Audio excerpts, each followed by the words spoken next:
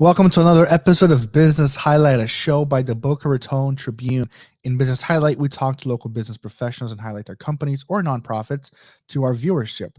I'm your host, Pedro, but before we get started, please make sure to follow us on Facebook, Instagram, Twitter, also YouTube. All those links are at the bottom. Just search for Boca Tribune and you'll be able to find us. Today, I have the pleasure of speaking with Irving Lipman, the executive director of the Boca Raton Museum of Art. Irving, thank you so much for taking your time to talk to us. How are you? My pleasure. Good to see you, Pedro.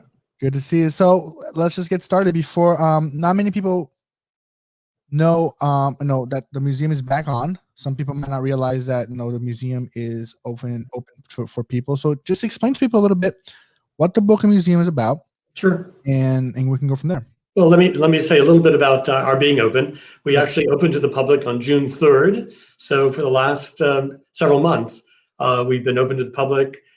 Everyone wears their mask. Social distancing is not a problem. Yeah. We probably have a third number of attendees that we typically would have in a regular season.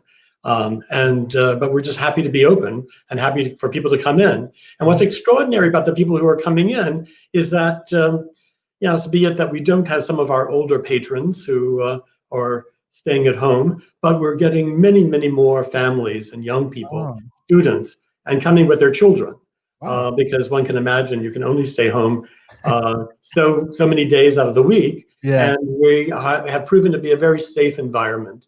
And obviously it's instructional and fun, and it's been a pleasure to be able to be of service to the public.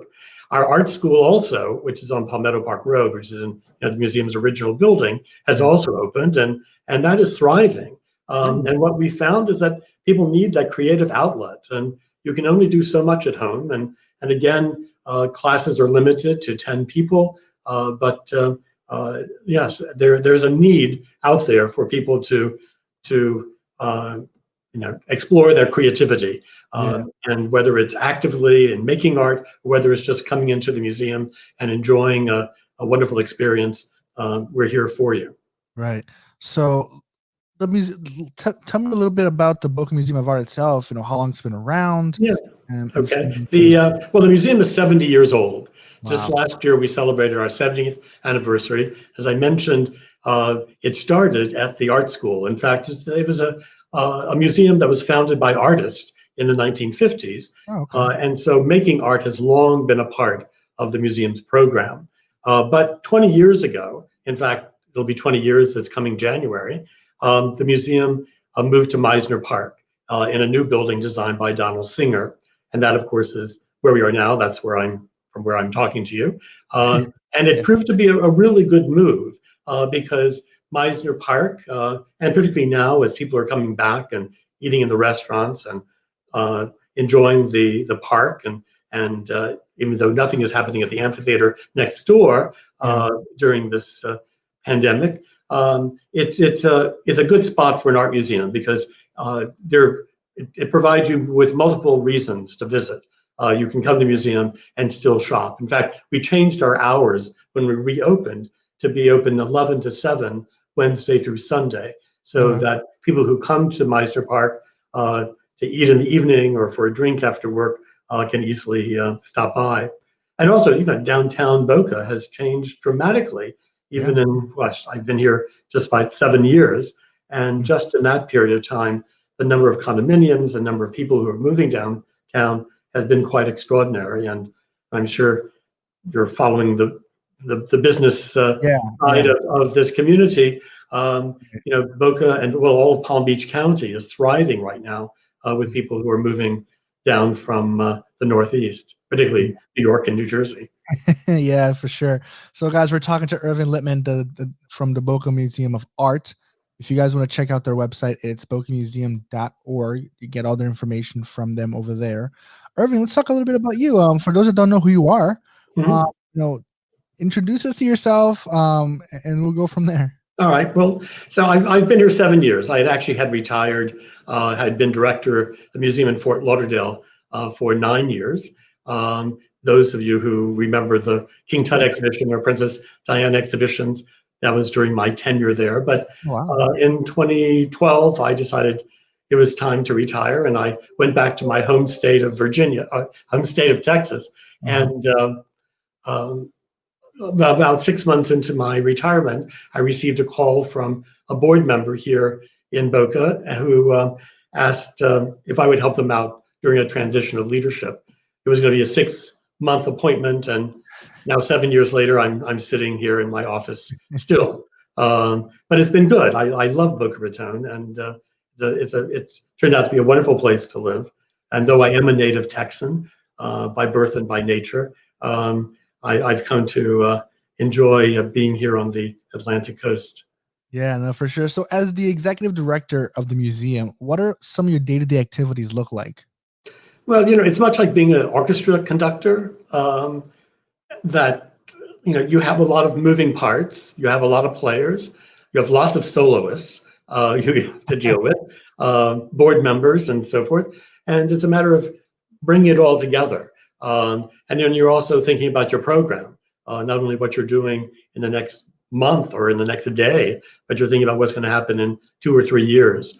And of course now I've been working in museums since 1975, and there have always been issues that art museums or any museum has had to deal with, but I don't think any has ever been as global and as impacting one's health and well-being as what we've been going through since March with this pandemic that's impacted obviously everybody in the community and the world. So that has been a real challenge. And so when one asks, what it is I do, now it's a matter of how can you be creative? Because it's not always about people who are walking through your door anymore. Yeah.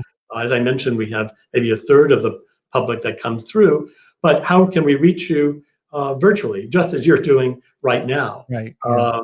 And that has been a way for us to be even more creative. We have arranged for programs with artists in Berlin and curators in LA, bringing them all together for a conversation. Last night we had a conversation with someone in Bentonville, Arkansas. Wow. Those are the kinds of things that, yes, we could have done before. We could have brought these people together, but this has proven to be, I won't say easier, but I think it has forced us to think of new ways to be in conversation with our audience and to grow that audience. Yeah, as I like to say, we're making a lemonade out of the lemons that we're given, and I think it's amazing because now you can talk to people from all over the world, and now it's acceptable, right? Because before, like a year ago, if we said, "Hey, we're going to do an online event for people with an artist from Germany or something like that," people are like, "I don't want to do that. I want to go to the museum." But now people are more willing to do things like that, right? Right. Well, and I think we want to be in conversation with people all the time. And though there's nothing quite like coming into the art museum and experiencing a work of art and being able to talk about it with someone you're with, you can't really approximate that virtually. There's some things that you want to do in person. And we will just have to wait for everyone to feel comfortable to come out and do that. But I do encourage those who are comfortable and who do want to come out that we are a safe environment and we follow all the protocols, and you can't turn a corner without having a place to wipe your hands. So, and then of course we're about to redo our sculpture garden and our courtyard, which of course will make it even more pleasurable, I think, for people to enjoy works of art out of doors. Right. Awesome. So you said you've been here for 7 years, right? Yes. What has been your most memorable moment with the Museum of Art? Well, not to repeat myself, but the last 6 months will have to be the most memorable because they have been the most challenging. Yeah, no. Our business is to engage the public, and this has been the most challenging, and I think will be the most memorable for not only me but for colleagues all over the country. We've been very fortunate here in Boca Raton and in Florida that we have the ability to be open and to invite people into our places of work to our restaurants, to our places of worship, wherever. That's not the case, as we all know, in every state here. And many museums have opened and then had to close again. And so I feel very fortunate that we are where we are, and that we have a very engaged membership, and we have a very engaged board of trustees. And that really is what is all important to keep the institution running and moving forward. Right. So let's say, if you had to pick maybe like one or two favorite exhibitions you guys ever had at the museum, what would you say those were? Well, I'm a big fan of art that has not always been thought of as being a fine art. For instance, we had a ceramics exhibition a few years ago that artists have suddenly become enamored of art, of making work out of clay. Well, that had one point been thought of as a craft or had been thought of as a decorative art, but now it has been elevated to being a fine art. The same thing with tapestries.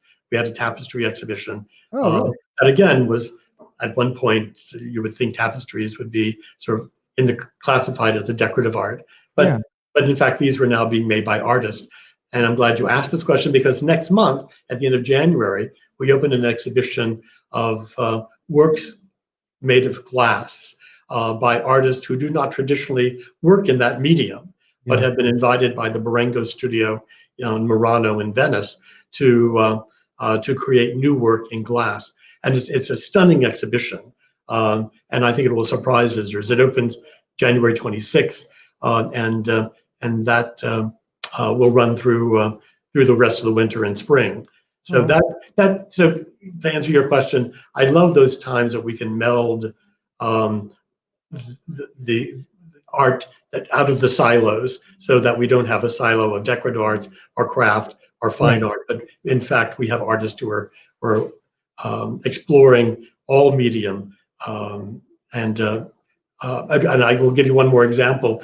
We have an exhibit also opening at the end of January of work by Florida outsider artists.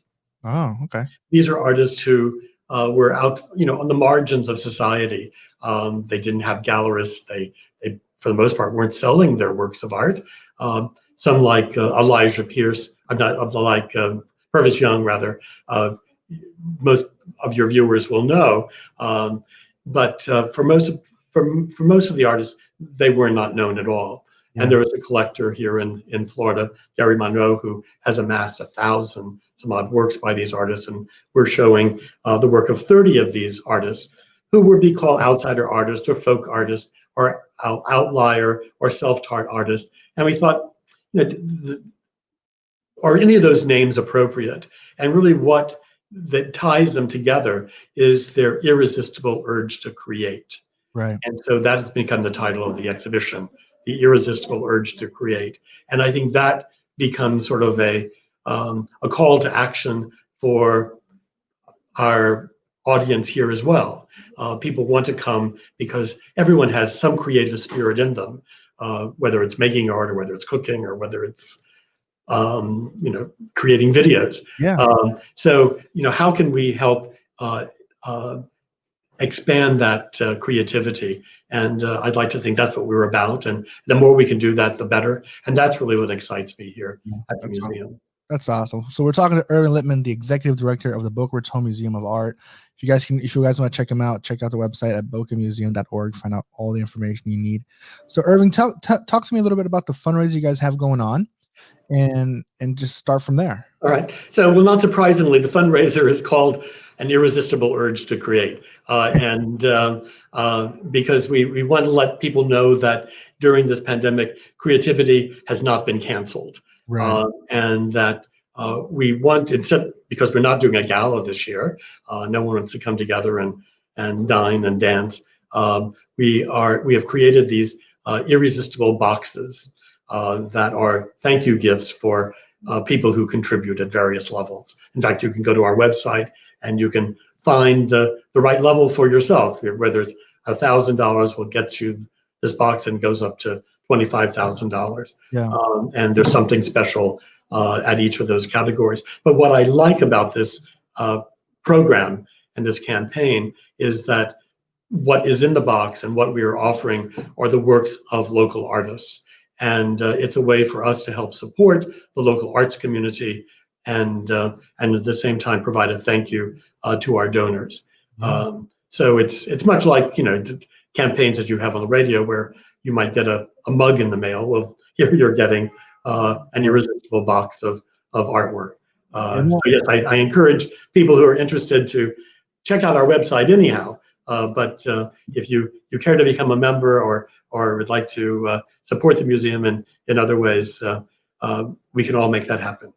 Yeah, I would tend to agree with you, especially since the pandemic started. A lot of people became more creative, right, than ever before, because they had to find a way to channel all this staying inside kind of thing. That's right. Yeah. Well, more people are cooking themselves, and I just heard that Christmas stores are like running out of product because everyone is decorating their homes. So yeah, no, it's there is this incredible need to create, and again, I'd like to underscore that creativity has not been canceled Yeah. during the pandemic.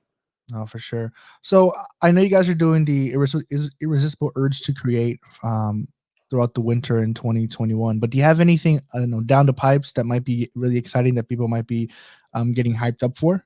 Yeah, well, there's always something. I think the main thing will be the opening of our sculpture garden. And Knockwood we're going soon to the Community Appearance Board to get their blessing, and with that, all the permits will be signed, and we can begin construction. And hopefully, that will open on the 16th or 16 weeks later, sometime in the month of April. But we're commissioning 3 artists to do special commissions for this project, and so we'll look forward to coming back on your program and sharing with your audience what's coming up. But that will be very exciting, and it will sort of transform people's impression of the museum on your next visit. Yeah, for sure. So I know we talked a little bit about how our listeners, my listeners, can help out with the fundraising going on. But is there any other way that the listeners can help the museum? Well, I think the best way is to come and visit. And what I love to hear more than anything else when someone visits is the line when they leave that I can't wait to come back. That they feel welcome and they find this to be a very special place. Everyone will like something else when they come, and for those who are listening and who can come before January 3rd, there are some special exhibitions on view now that you will not want to miss. So I encourage people to come over the holidays and then to stay tuned for the glass dress exhibition that opens at the end of January, and the exhibition of outsider art, The Irresistible Urge to Create, that opens at the very end of next month. So yeah, there's always something different here, and I always encourage people. If you come on subsequent days, there'll be something else that inspires you. I mean, I can't predict what people are going to be taken by.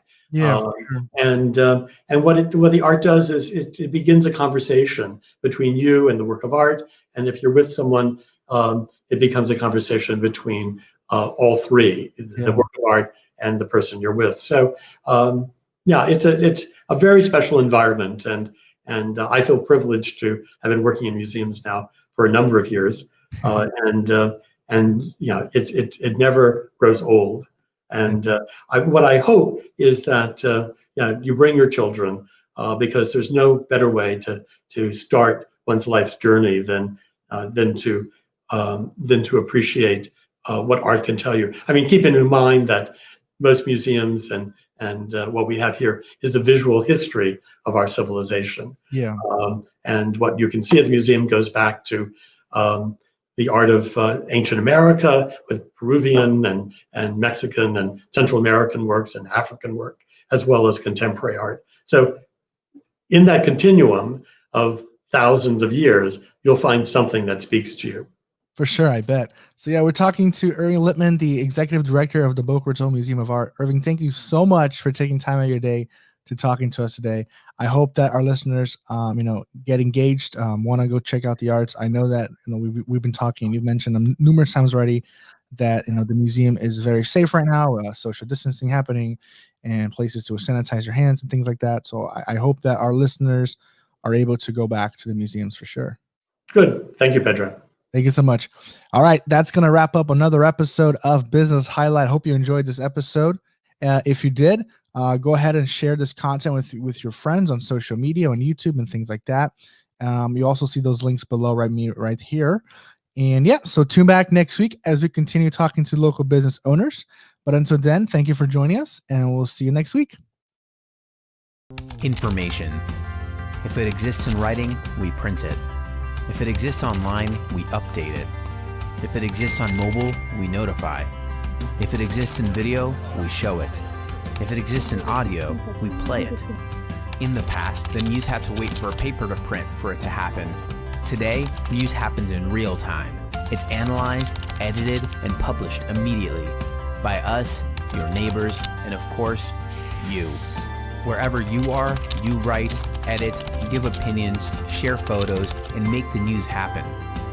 This is why a paper needs to be on print, on screen, and on your phone. Wherever you are, your news has its pulse in the community. The Boca Raton Tribune. We are much more than just a newspaper. We are your closest neighbor.